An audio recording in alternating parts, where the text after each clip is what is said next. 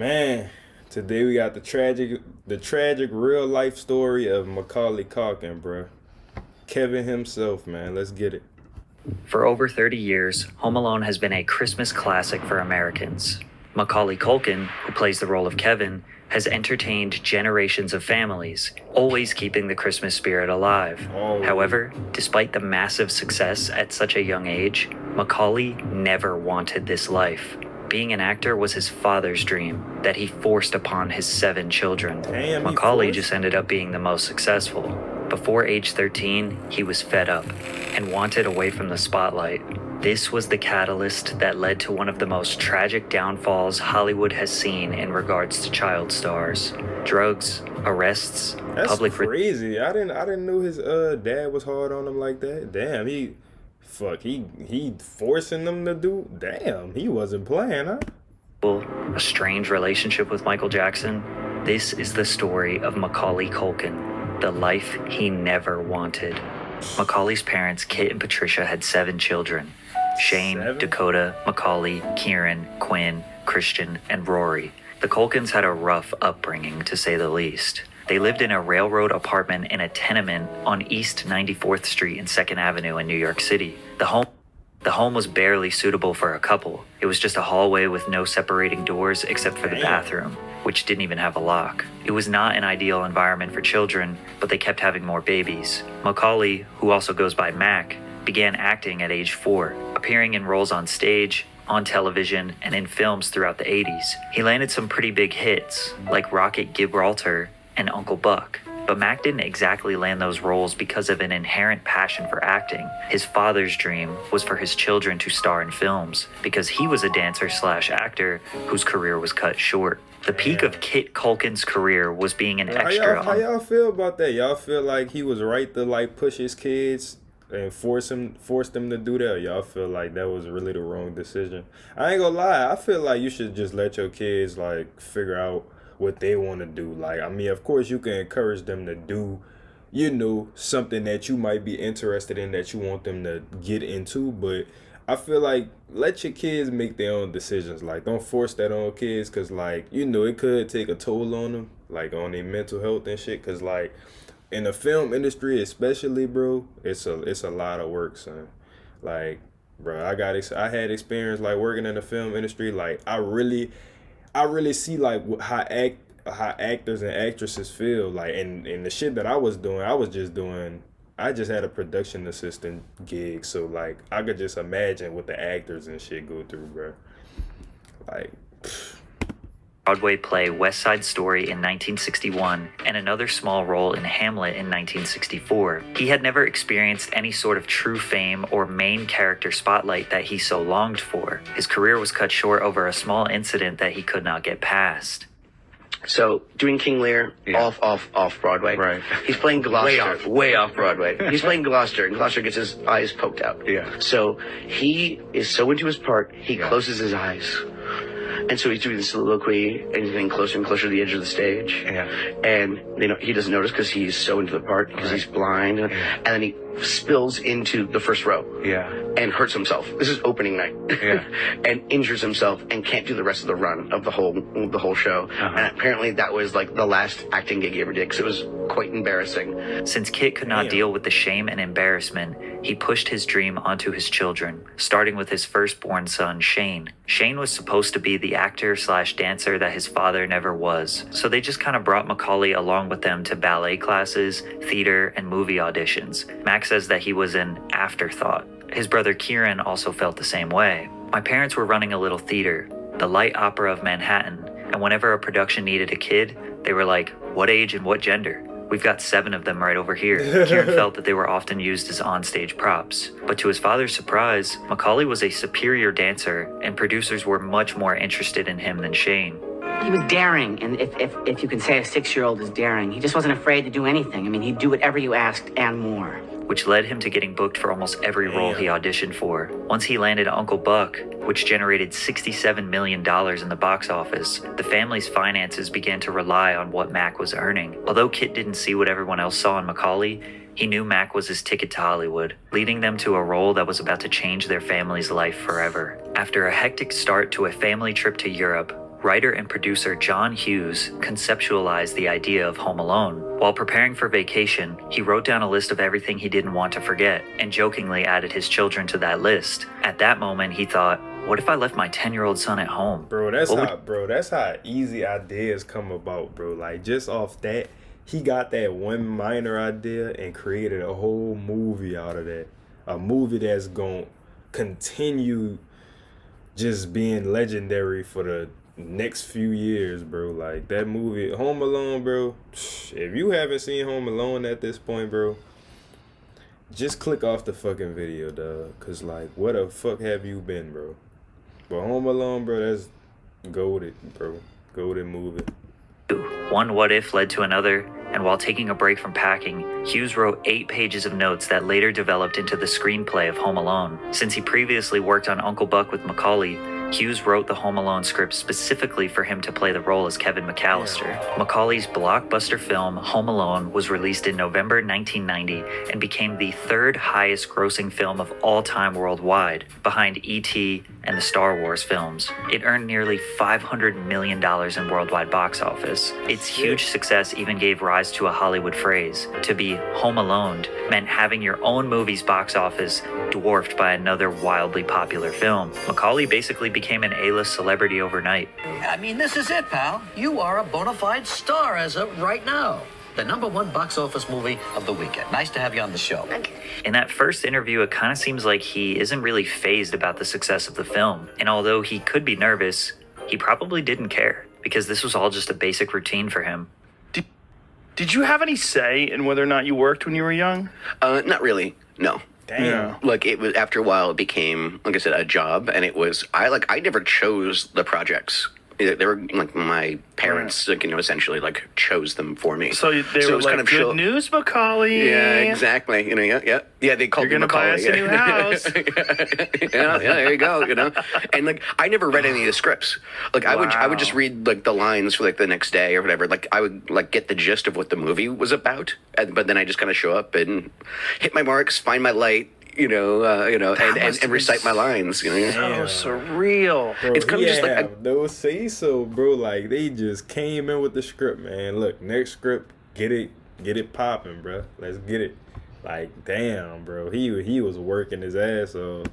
and, like, it's what you do, Right. Like, it's like in the same way that, like, like kids go to, like, school or something like that. Like, you fall into a routine to a certain extent. No choice in whether or not he was allowed to act. No choice in what roles he could play. Barely was even prompted about his roles. Macaulay was essentially just being told what to do and moving like a robot. This is where the tension between Macaulay and his father worsened. The Culkin family was not yet rich. Mac was only paid $100,000 for Home Alone, so his father knew he needed to capitalize on the momentum for them to make some huge money. He immediately negotiated his next film, My Girl, in which Macaulay got paid $1.5 million. Damn. At the time, child labor laws allowed the child to work for 10 hours per day, but a parent or legal guardian needed to supervise them for the entire time. This essentially takes Kit out of the workforce, giving him no choice but to take a cut of Mac's income. Plus, they had to travel outside of New York for films. Macaulay says that although he spent a lot of time with his father, they were never close. Damn. You disliked him all through it. Yeah, and he disliked me too. Like, we didn't like each other. Really? Yeah,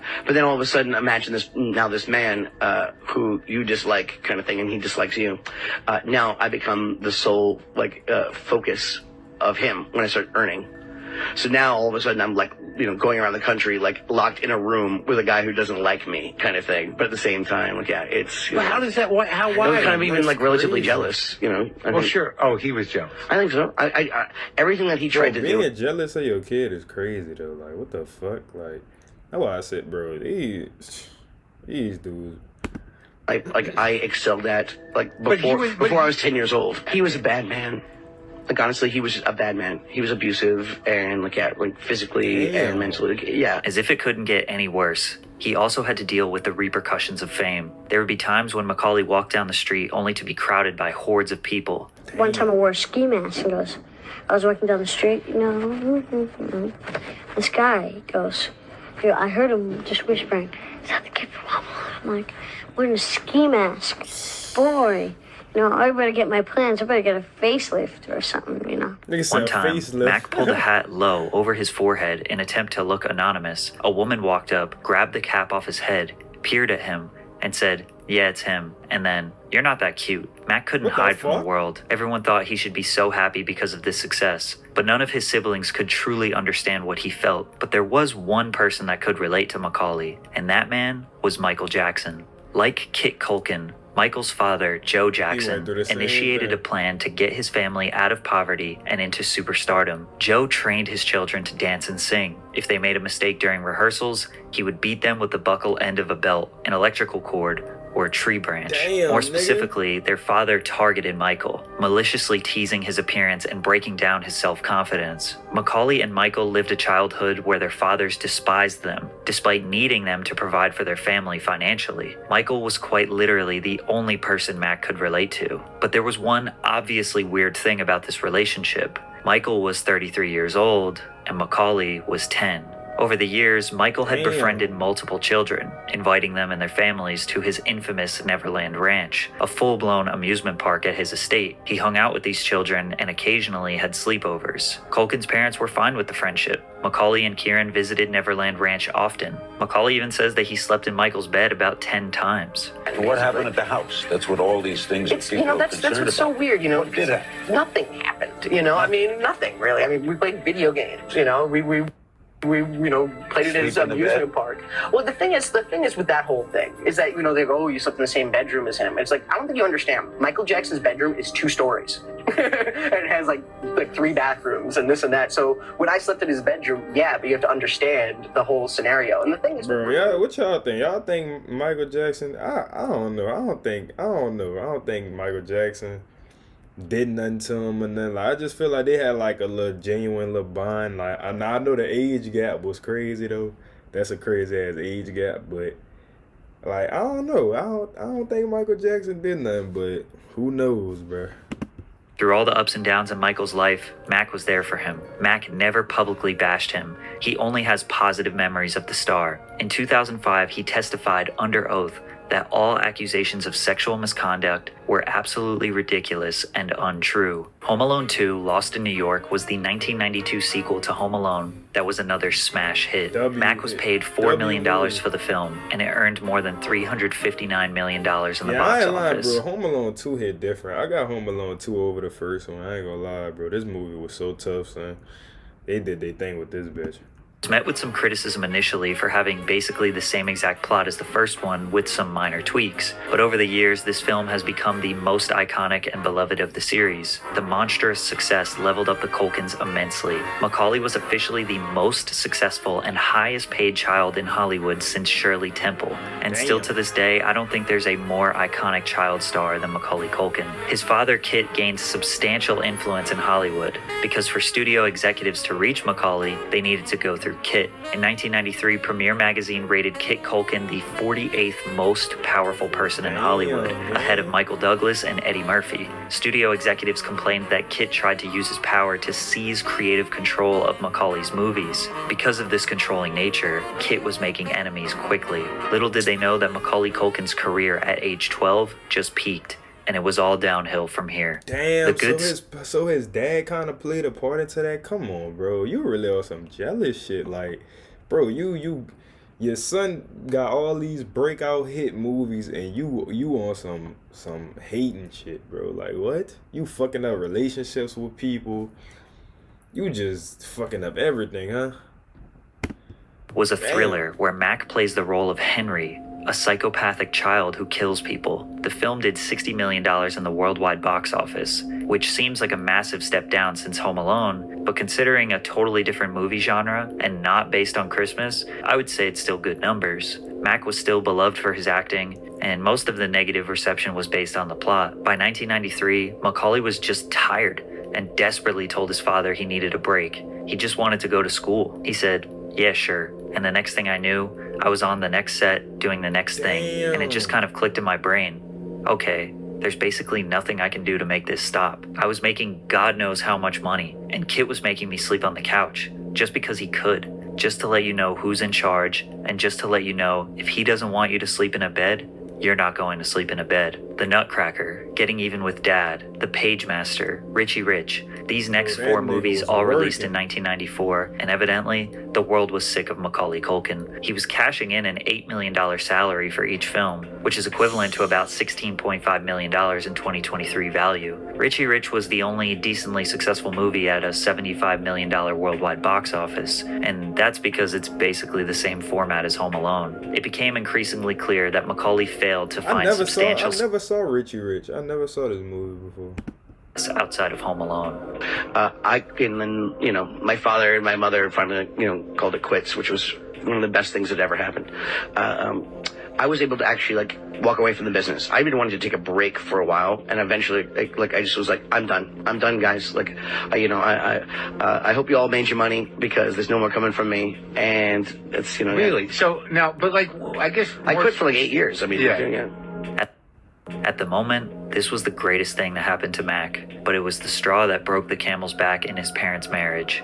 They were gearing up for a divorce and a very public battle for custody over him. He did not want to go with his father, but his mother was spending all of her money on lawyers trying to fight him. So the only way Mac could get access to his money was to legally take both of his parents' names off of his trust fund. He found an executor to protect and look over his finances and was able to secure his multi-million-dollar fortune. Kit never showed up for the last day of the trial. He stole all of Mac's memorabilia, and he hasn't seen him since the mid-90s. It was never about money for Kit. It was about control. Once he lost control, he disappeared, and he brought the ship down with him. New York Magazine noted that his rapid ascent seemed less adorable and precocious the more people learned about his home life. Plus, everyone in Hollywood has a bad experience working with Kit. The result of this was that Macaulay didn't do any film roles for 10 years. So he did what all normal... I ain't lying, bro. His dad was an asshole for that shit, though, bro.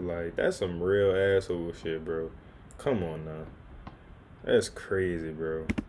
do. Went to high school, but he did it for purely social reasons. He also got married at age 17 to Rachel Miner. He relished in the New York City counterculture lifestyle. He dyed his hair pink, smoked, drank, vandalized walls and parking meters. Damn. He was trying to live the polar opposite experience of his childhood, and he had the money to treat everything like a hobby. The media watched his every move and criticized him. He was one of the early targets of the tabloid sensationalized media drama. I remember this shit though. I remember when they start really getting on his ass and really talking about how he started doing heavy drugs and stuff like that. They was on his ass. I ain't gonna cap. I remember that shit, but that's crazy. Targeted Britney Spears, Lindsay Lohan, and Paris Hilton. It was so blown out of proportion, Culkin says. I never did anything more than any upper-class, Upper West Side kid would. We weren't all squatting in the corner shooting heroin. That quote was from 2001. A 21-year-old Macaulay Culkin thought he already made it through the toughest times in his life, and he didn't realize his darkest days were yet to come. In 2003, the 23-year-old decided it was time to return to the spotlight. Likely seeking a more mature image, he appeared in the biographical drama Party Monster, which is rated MA-15+. Mac only had one opportunity to make a grand return. Sadly, he blew it. Critics tore the film apart, with Party Monster receiving an awful 29% on Rotten Tomatoes, while struggling to earn over $1 million on a $5 million budget. The public wasn't looking for him anymore. Struggling to earn over $1 million. Damn, that was way below the fucking budget. On a $5 million budget. The public wasn't looking for him anymore. $600,000. That's crazy. Macaulay found himself in a complicated situation. He was too old to appeal to a younger audience, and the audience he garnered during his childhood had outgrown him. Desperate to bounce back from the disappointment, Macaulay booked a supporting role in the comedy film Saved. The controversial film was a moderate success. More importantly, Macaulay's performance received positive reviews, but just when he got a little bit of positive press, he was arrested for drug possession. Macaulay and a friend were pulled over for speeding on I-44 in Oklahoma City. The police found 17 grams of marijuana, 8 Xanax pills, and 16 Klonopin, none of which were prescribed to him. At the time, people jumped to conclusions, labeling Culkin as another child star gone wrong. However, Mac believed the arrest was totally blown out of proportion, suggesting, I'm supposed to be a lot more effed up than I am. I took a certain amount of pride that I wasn't that cliche, so it was oh great, I gave a lot of people exactly what they wanted. Everything that I do do, for some reason, becomes this big crazy thing, you know, even though any normal person does it. Like, yeah, I'm a kid, No I had a cap, beer, you no. know, I smoked a joint, big deal. You know what I'm saying? And it's not something I make They a thing. do, like, I ain't lying, with child actors and shit, like, get, like, when somebody exposed them for some shit, like, people do be on their ass heavy, like, for no reason, like they never did nothing before, like, bro, like, we human, we fuck up, like, you know, like, don't just instantly judge a person just off what you hear, because half of that shit don't be true. Or anything like that. Mac didn't think he had a problem. He didn't think it could get worse, but it did.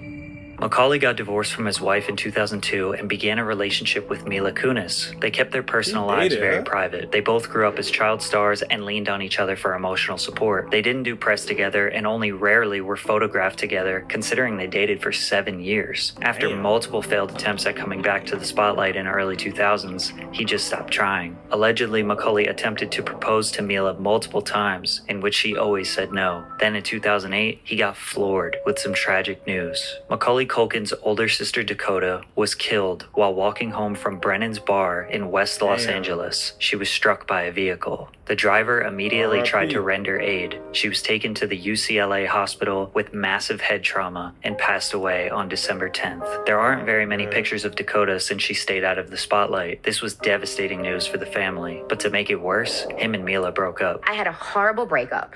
I had a horrible breakup.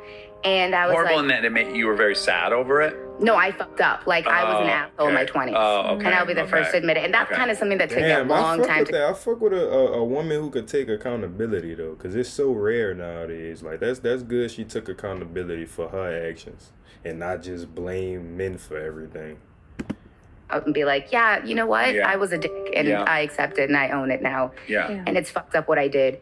It's fucked up what I did, and it's fucked up how I did it. Mila kind of hints here that she may have cheated on Macaulay, or at least left him at his most vulnerable time after 7 years. After this, all of Mac's public photos were very concerning. He looked extremely skinny, unhealthy, and potentially using drugs. Extremely bold articles were published, stating that he was addicted to heroin and had only 6 months to live. They did not have any evidence to back up these claims, only that he had been arrested for drugs in the past. Plus, many years later, he said, "I wouldn't be the person I am today if I hadn't had drugs in my life at some point or another." Macaulay does admit this was the darkest time of his life. He couldn't eat all the foods he used to love eating. He couldn't sleep. He couldn't find any purpose in waking up in the morning. Then he got hit with another devastating blow when his lifelong friend Michael Jackson sadly passed away in 2009.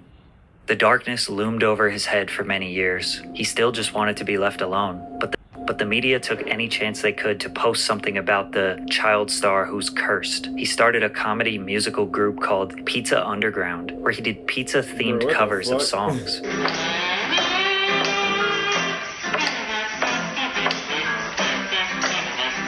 Nothing screams, "Leave me alone," and "I don't care," than putting a pizza on your face and playing a toy trumpet. In 2013, he abruptly moved to Paris. I thought nobody recognized me. Yeah. And what it was, no, we recognize you. We just don't care. Oh, yeah. And I was That's like, better. Is that better? Where have you people been my whole life? Kind of thing. Mac was desperate to find some normalcy in his life, and he found it in France. He stayed there for 4 years, away from the cameras, away from the rumors, just walking around Paris with a baguette under his arm and blended in with everybody else. During his 4-year stint over there, his father said he doesn't even consider Macaulay his son anymore. And while that does seem like a very bold statement from his father, I'm sure Macaulay feels the same way. The thing that prompted his move back to the United States was meeting his now wife, Brenda Song, Bro, while on the set of... son. This nigga really, like, who expected these two to get together, bro? Like, this was the most random shit. I think they got a kid and everything now. So, like, that's crazy, bro. Him and Brenda Song, bro. London Tipton and Kevin? That's crazy. Prompted his move back to the United States was meeting his now wife, Brenda Song. While on the set of Changeland in 2018, Macaulay met and began dating Brenda, best known for her appearance as London Tipton on The Sweet Life of Zack and Cody. Bonding over being child stars, Mac thought it was too good to be true. He thought she would up and leave like other women in his life. But the couple would later get engaged and seemed happier than ever. They've been together ever since. Macaulay was so traumatized by his youth, he never thought he would have children of his own. But in 2021, Brenda gave birth to their son, that's Dakota, crazy. who they named after Macaulay's sister. His relationship with Brenda brought some new life into him. He started multiple creative projects since meeting her, a comedy podcast called Bunny Ears, multiple television roles, and voiceover parts. He even had a big acting return in 2021 for the 10th season of American Horror Story, in which viewers praised his performance. His character, Mickey, quickly became a fan favorite. He remains relatively active on social media and has done a lot of public interviews and podcasts since meeting her. It seems like his wife and new family gave hope to the now 42-year-old. His father is in poor health, but Macaulay refuses to let his child meet his grandfather. Damn. But with the abusive past, it's hard to blame Mac for this. Despite everything that's happened and constantly going in and out of retirement, Mac is grateful for the way his life went. Although he endured years of abuse, unfair public scrutiny, potential drug habits, and peaked at age 12, he is still grateful for the opportunities and money that came along with it. This life, he didn't choose for himself. He was born to achieve his father's dream. Forced. By the time he was 10, he had achieved everything his father never could. And since then, he's been living life on his own terms. Damn, man, that's crazy, bro. Nah, shout out to Macaulay though. He doing his thing now though. Shout out to him, bro. And Dad, you one weird person, bro. You a weird dude, bro.